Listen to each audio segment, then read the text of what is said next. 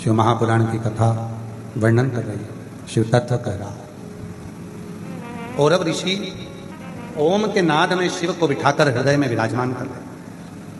औरव ऋषि के यहाँ पर एक बेटी ने जन्म लिया जिसका नाम था शमी, जिस शमी का पत्ता आप शिव जी को चढ़ाते हो। ये जो शमी का वृक्ष है, जो शमी का पेड़ है, ये शमी औरव ऋषि की बेटी है। एक शमी का वृक्ष, एक शमी का वृक्ष, उसकी आराधना, उसकी साधना, उसको जल समर्पित करने का 3 अलग अलग क्रम है। ध्यान देना थोड़ा सा। शरीर में बीमारी है, रोग हो गया, डॉक्टर का इलाज चल रहा है, खूब अच्छे से इलाज करवाओ, सारी जांचें कराओ, सब कुछ करो, और अगर बीमारी खत्म नहीं हो रही है, समाप्त नहीं हो रही है, तो शनिवार के दिन शनि प्रदोष पड़े, प्रदोष काल में शमी के वृक्ष के नीचे जल चढ़ाकर एक ही लोटे से 7 बार जल गिराकर, जहां जल गिराओगे वहीं पर लंबी बत्ती का एक दिया सरसों के तेल का लगाना प्रारंभ कर दो। शरीर का रोग मिटकर ही रहेगा और शरीर ठीक होकर ही रहेगा। दूसरा, धन की कमी है, संपदा नहीं है, पैसा नहीं आ रहा, व्यापार नहीं चल रहा, कहीं से आवक नहीं हो रही, बहुत कष्ट का समय चल रहा है। शमी के वृक्ष में, शमी के वृक्ष के नीचे जब जाएं, और शमी के वृक्ष के नीचे सोमवार के दिन और शुक्रवार का दिन, दोनों दिन में से कोई सा भी एक दिन पकड़ लें, जिस दिन हमें शमी के वृक्ष के नीचे जाकर घी का 1 दीप समर्पित करना है और 7 चावल के दाने समर्पित करना है। उसी का 1 चावल का दाना उठाकर शंकर के शिवलिंग में ले जाकर चढ़ाना है। आपको मालूम ही नहीं पड़ेगा कैसे आप धीरे धीरे संपदावान बनते चले जाएंगे। शमी का पौधा वैभव देना प्रारंभ कर।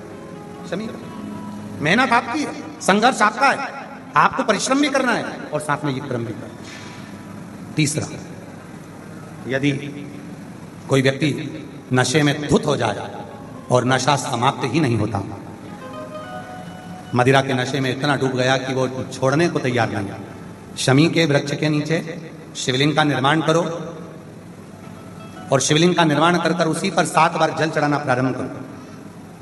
रवि प्रदोष के दिन, प्रदोष काल में अगर हमने ये क्रम करना प्रारंभ करा और चढ़ा हुआ थोड़ा सा जल, आधी चम्मच से भी आधी चम्मच जल, 2 बूंद का भी अगर मदिरा के नशे करने वाले व्यक्ति को पिलाना प्रारंभ करा, 4 या 5 रवि प्रदोष होगा, धीरे धीरे पूरा वो नशा छोड़ देगा, नशे से मुक्त होगा। उसी का एक पत्र आया, नशे से शमी प्रदोष।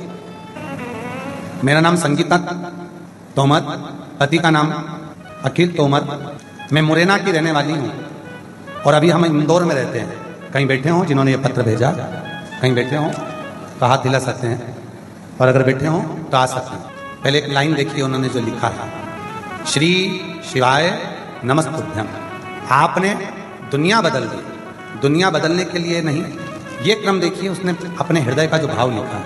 मेरे पति 25 साल से मदिरा पान करते थे, हर जगह गई, सारा कुछ करा, पर 25 साल से उनकी मदिरा बंद नहीं।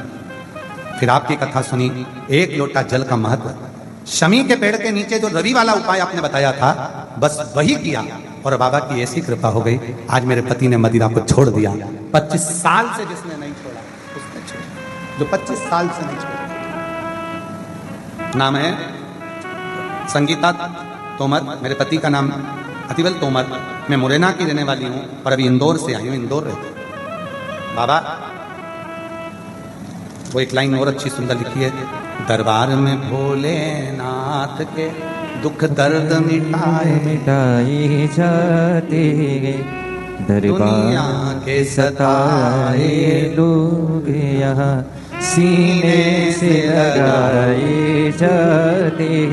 अगर विश्वास है, भरोसा है, और शमी का पेड़ कोई साधारण नहीं होता। महाभारत पढ़ी है किसी ने? महाभारत पढ़ी नहीं हो तो सुनी है किसी ने? देखी है किसी ने? अगर महाभारत का अध्ययन करोगे, गीता प्रेस गोरखपुर की महाभारत लेकर आओ, उसका अध्ययन करिए, उसमें मिलेगा पांडवों ने वन के समय पर अपने अस्त्र शस्त्र अगर कहीं रखे थे तो शमी के पेड़ के ऊपर रखे थे। कालिदास जी ने, महाकवि कालिदास जी ने अगर कोई ज्ञान प्राप्त करा था तो शमी के वृक्ष के नीचे करा था। शमी के संपूर्ण ध्यान देना, आज के जमाने में लोग बात कहते हैं क्यों गुरुजी शमी का पेड़ क्या घर में नहीं लगा सकते? घर के अंदर नहीं, घर की छत पर लगाओ। घर के जो तुम्हारा घर हाल कमरा इसके अंदर नहीं लगाना, घर के बाहर लगाओ। और लगाना भी ऐसा कि जाते समय शमी का पेड़ सीधे हाथ में पड़े और आते समय शमी का पेड़ उल्टे हाथ पर पड़े। जब जाते समय घर से शमी का पौधा, छोटा सा पौधा, और जब शमी का पौधा बड़ा हो जाता है तुम्हारी कमर की आकृति से भी ऊंचा पहुंचने लगे तो उसको फिर कहीं दूसरी जगह लगा। शमी का पौधा जितना छोटा होगा और आप अपने घर से जब बाहर निकलते हो सीधे हाथ की ओर अगर शमी का पौधा होगा तो आपको एक ना एक दिन संपदावान करोड़पति तो बनाकर ही रहेगा।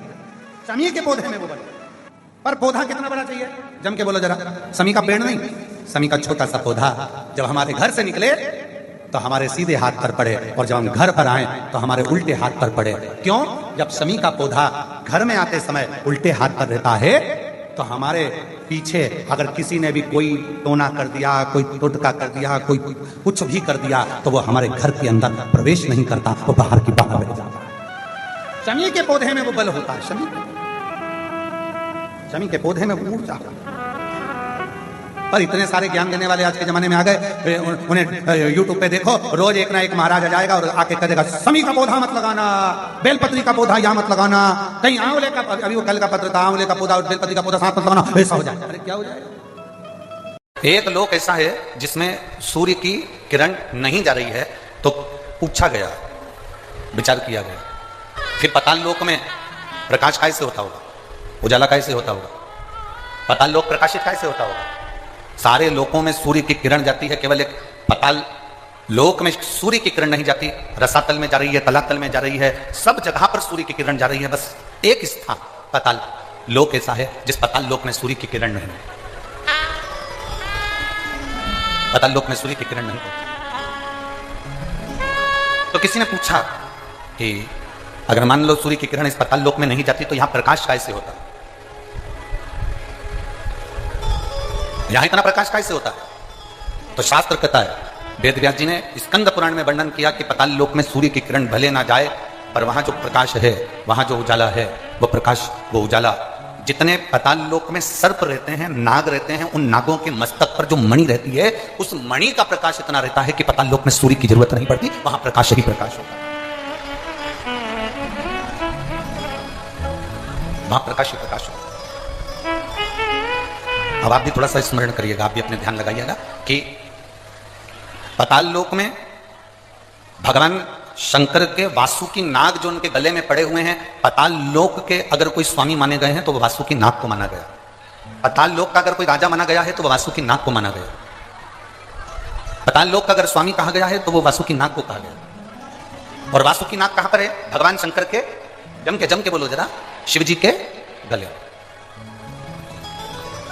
अब जब वासुकी नाग भगवान शंकर के गले में है और शास्त्र कह रहा है कि पाताल लोक में सूर्य की किरण नहीं जाती पर पाताल लोक में इतना प्रकाश रहता है, तो वो प्रकाश कहां से आता है? तो शिव महापुराण की कथा करती है, वेदव्यास जी स्कंद पुराण के अंदर कहते हैं कि जितने पाताल लोक में सर्प रहते हैं, उस सर्प के मस्तक पर मणि होती है, उस मणि का प्रकाश इतना रहता है कि पूरे पाताल लोक में प्रकाश ही प्रकाश रहता है। उसी तरह भगवान शंकर ने वासुकी नाग से, गले में वासुकी नाग को जब भगवान शिव अपने गले में धारण करते हैं तो वासुकी नाग से कहते हैं, सुन वासुकी, जो मेरे ऊपर जल चढ़ाने के लिए आएगा, जो शिवलिंग के ऊपर एक लोटा जल चढ़ाने के लिए आएगा, वासुकी नाग सुन, उसकी जिंदगी में कितना भी अंधेरा हो पर अगर वो मेरे शिवलिंग पर जल चढ़ाए तो उसकी जिंदगी में प्रकाश होना चाहिए।